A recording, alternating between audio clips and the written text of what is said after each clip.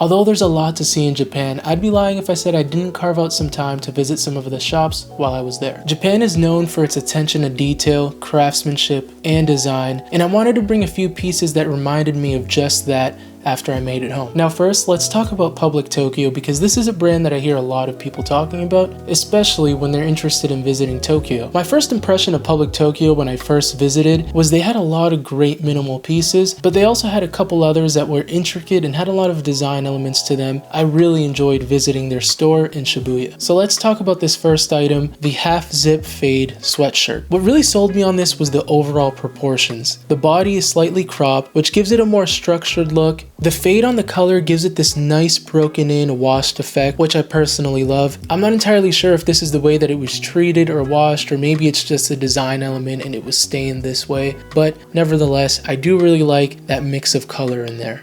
I also do love a quarter zip in general. It gives you overall control of your neckline, whether you wanted to show a little bit of jewelry underneath or you wanted to zip it all the way up. It's a small detail, but it's that kind of versatility that makes me want to reach for an item over and over again. And of course there's the stitching, because this is another element that definitely stood out to me. I really love the fact that Public Tokyo used the visible seams as a design feature. I feel like it adds a lot of texture, a lot of interest to this piece, and it kind of draws it away from just being another simple quarter zip. And this next piece might seem a little bit basic, because on the surface level you might think it is, but I have a really good reason as to why I really liked it. This is the Comfort Relaxed shirt in black. What really drew me to this black button up was the way that it drapes really nicely. It feels very lightweight and breathable. The texture feels really great. It's not too oversized, but it's definitely on the casual, dressy end. So it gives you room to just wear it out, maybe open or maybe with a tank underneath, but it definitely looks clean and put together. And so the reason I was on the hunt for a black button-up shirt is because I realized I didn't have anything to wear on date nights out, and I think that this black button-up checks that box perfectly. Now let's move on to the watches, and man did I see a lot of them. The first one is from a micro-ish brand from Kyoto called Kuoe Kyoto. What really makes this brand special is that they focus exclusively on vintage inspired watches. I picked up the Royal Smith 90010, and yeah, there's a lot to talk about with this watch. Now first we'll talk about the movement, which they've adopted from Citizen Miyota's Cal 9122 movement. What really makes this movement interesting is the triple date calendar. It is automatic with hand winding and hacking. The case size is 35mm, which is on the smaller size, but it's something that I prefer anyways. The dial has a cream vertical brushed look, blue steeled hands, which makes this a piece to absolutely admire. What really stuck out to me initially with this piece was, of course, the triple date calendar. I found it really interesting how you could keep track of the month, the day, and also the date. It's very easy to look at this and initially think it's a chronograph, but as you inspect this even further, the triple date calendar is just something that I found really cool. Not to mention, it does feature hacking, which makes setting the time so much easier. You don't have to worry about being so off with the seconds hand. You'll have a much easier time syncing that up. I found it really cool that the blue steeled hands is a metal that has been blued through a process. It becomes oxidized and then it changes color. When I saw this initially, I thought the second hands were just dipped in color, and the fact that you have to get the color just right and that there's that level of detail going into something like the second hand kind of really makes you think the value that you're getting when you purchase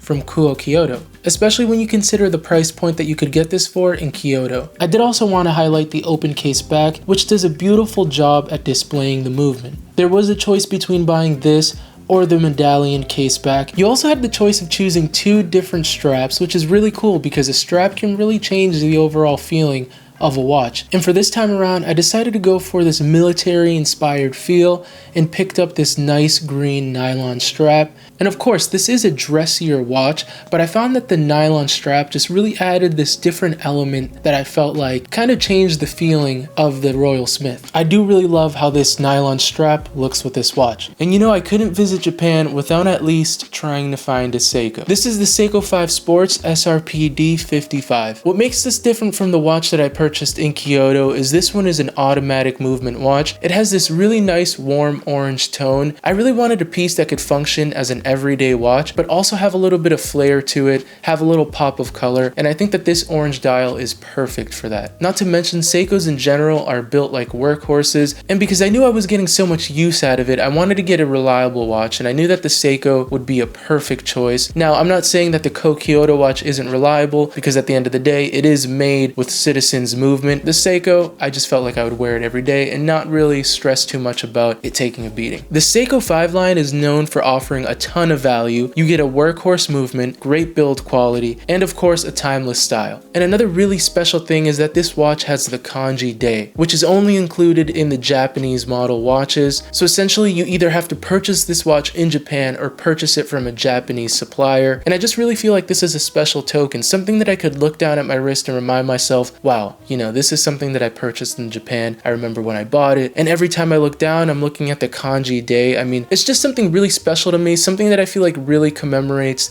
my time there in Japan. It just makes this piece feel so unique. So between these two, I will definitely be using the Kuoe Kyoto in a more dressed up environment. Sometimes I will throw on that nylon strap to make it feel a bit more casual. Now for the Seiko on the other hand, which I plan to leave the way it is, but this one is meant to wear day to day, more on the casual end. Overall, I expect it to take a little bit more of a beating than the Kuoe Kyoto watch will. I knew I really wanted to find a pair of raw selvage jeans, so I made my way over to Ebisu and did just that. I visited a few Kapital shops within the area, and I came out successful with one of my favorite pair of denim jeans. Kapital as a brand is known for taking traditional Western inspired designs and adding a little bit of a playful twist to them, and the piece that I came back with was Kapital's 14-ounce monkey Cisco jeans. Not only does this feel like a real traditional pair of denim, but there are also a few things that just really make this piece stand out. First, the monkey Cisco cut has a relaxed, loose tapered fit, and what I've noticed since wearing this pair of denim is that it gives you enough space without feeling restrictive, and I'm also not afraid to leave these cuffed and show that nice selvage ID, because I think these are actually the perfect length to leave both cuffed and uncuffed. I think that they look great either way, so I'm glad that this pair gives me that kind of versatility to do so. The process behind creating selvage denim is it's typically woven within shuttle looms. This helps produce a tighter, denser weave that gives the fabric that clean, distinct edge on the outseam. For a lot of people, selvage denim isn't just visually appealing, but it is also built to a different standard. It tends to have a lot more texture and it wears in more unique over time. This pair uses a 14-ounce denim, which is mid-weight. It's heavy enough to feel substantial, but you can still wear it year-round. It doesn't feel like you're wearing a pound of bricks on your legs. I think it's that perfect in between where you can feel the dense quality of that nice denim, but it doesn't feel like you couldn't wear this in the summer. And here are some other thoughtful details too. The jeans have a cowhide leather patch at the back of the waistband, stamped with the Kapital branding.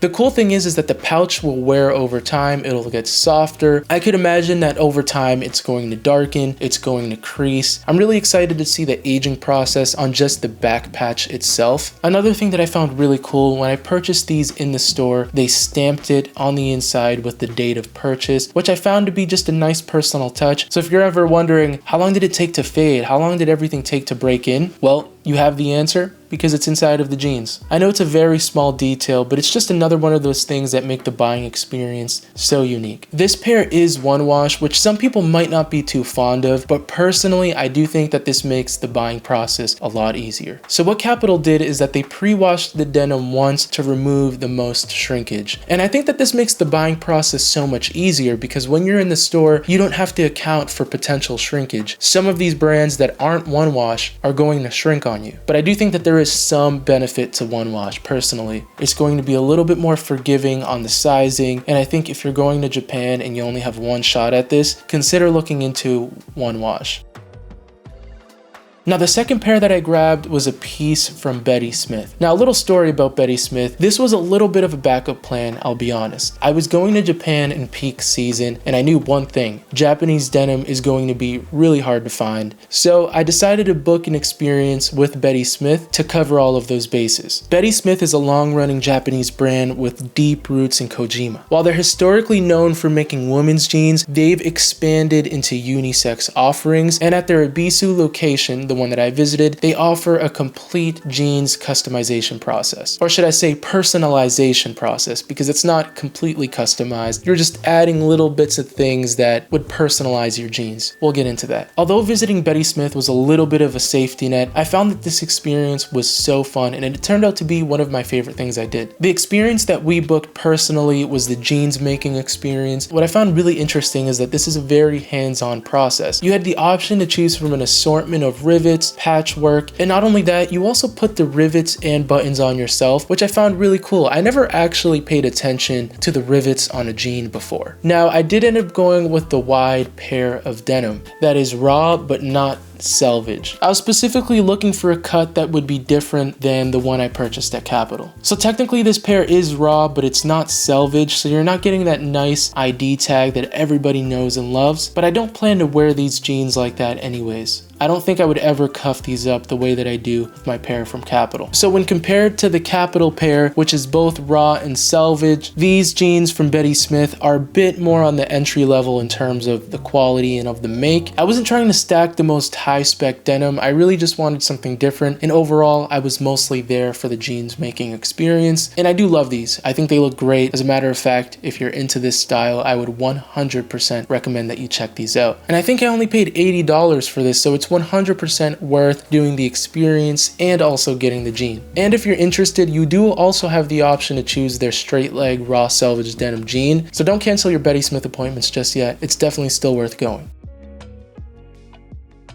We found ourselves exploring one of Kyoto's malls and ran into a place called My Only Fragrance. What I really liked about the store is that you not only had the opportunity to buy colognes that were already pre-made, but you also had the option to build yours from the ground up. This was fully hands-on. You sit with one of their staff, you go through and you smell all of these different base scents, and then you tell them what kind of mix you would like. They kind of give you recommendations based on how strong that given scent is, and then you eventually land on a bottle you name, and it's uniquely yours, it's one of one. So it's really cool. You sit there with their staff and you get to smell individual notes and eventually choose the percentages that you want to mix. So after you piece together the profile that feels right for you, you eventually get to name the cologne. So aside from this smelling really good, because I love the custom cologne that I made, another really cool thing is if you ever do happen to find yourself back in Kyoto, they give you this nice card that comes along with it that tells you what mix of notes you had to make the bottle you have. So if you ever find yourself there again, you have the opportunity to recreate it just how you did before. Now, you really can't go to Japan without visiting a Uniqlo. And I did purchase a few pieces here from Uniqlo, not just because it's everywhere, but because the in-store selection is often what you get overseas. So I already had an idea of the things I kind of typically already like. The first thing that I picked up was this cotton linen shirt jacket. I picked up an extra large in this olive color, which by the way is the largest size that they usually carry. What I really like about this jacket is that it has a little bit more structure than your average cotton or linen shirt jacket. It has a slightly relaxed silhouette that I could really see myself wearing in the day-to-day. It looks very casual, and as soon as I saw this jacket, it was an immediate, I think I need this type of situation. As I'm trying all of this on, I'm starting to realize I forgot to mention one thing.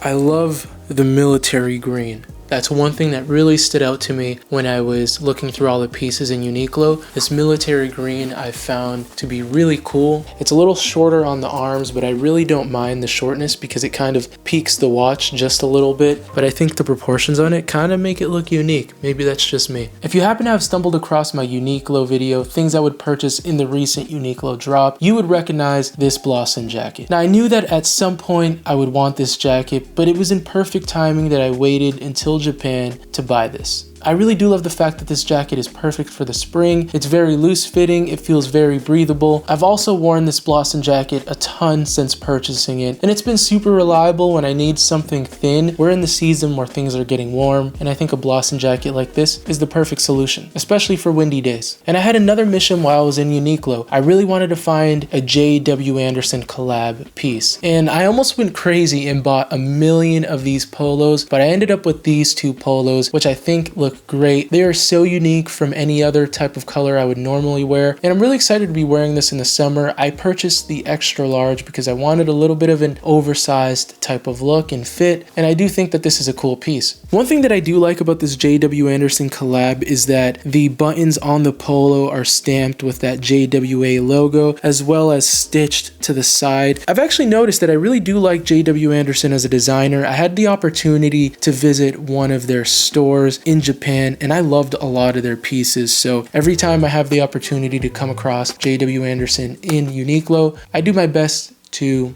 justify grabbing one. Each shirt was 2,990 yen. I did find that in the Uniqlo US site, you can find this blocky green polo. It's for $29.90, so it's not an incredible deal by any means, but I have not seen this other polo here on the website. It looks like either they sold out or they don't offer it at this time. So with that being said, these are also two other really great polos that I've been enjoying. And last but not least, I grabbed the short sleeve button up from the Uniqlo C line, and I definitely intend to wear this mostly all summer. I have a trip coming up to Greece in August, and I definitely think I'll bring this along with me. So that's everything that I walked away with from Uniqlo. There was actually a lot that I put back just because I wanted to have some self-control when I was in this store. I really could have came back with more. I didn't want to overspend and go crazy in Uniqlo, which would have been very easy to do so. So here's another quick Kyoto honorable mention. So we got a pair of custom made rings. I got this one piece here that's for the pinky, and then this one here for my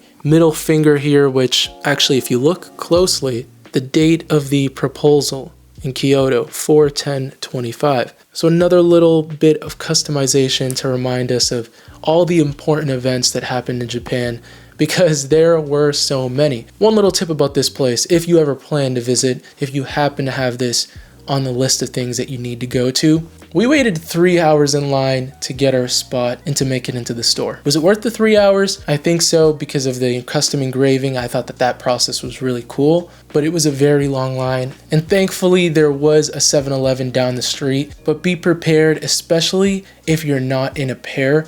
Be prepared to bring some food with you if you plan to visit this location in Kyoto. But at the end of the day, it really was worth it. We got a matching pair of engraving rings. If you saw the vlog, I did mention that a bit. So again, that store was called Glanta, just so you can find it. After visiting Tokyo and Kyoto, I have such a different outlook on personal style, craftsmanship, design. Every shop that I visited, all the outfits that I saw while I was walking around seemed so intentional. They seemed so personal and of their own. I want to say that people in Japan kind of treat style as a way of art. I felt like I saw a lot of canvases there, a lot of self-expression, something that I don't see a lot of here in the US. The style there was out of this world. I'm really glad that I had this trip to just kind of give me some inspiration when it came to my style and men's fashion as a whole. So if it's not clear already, I would definitely recommend that you visit Japan and dive into the fashion landscape. Visit as many shops as you can. Of course, don't spend all of your time shopping because Japan is a beautiful place, but don't be afraid to visit those shops either, because that is an entirely different culture of its own. And of course, if you're wondering where I got all of these pieces, I'll try to leave as much information as I can in the description, just so that if you have a trip coming up, you can at least reference that. So as always, thank you so much for watching, and I really hope to see you on the next one.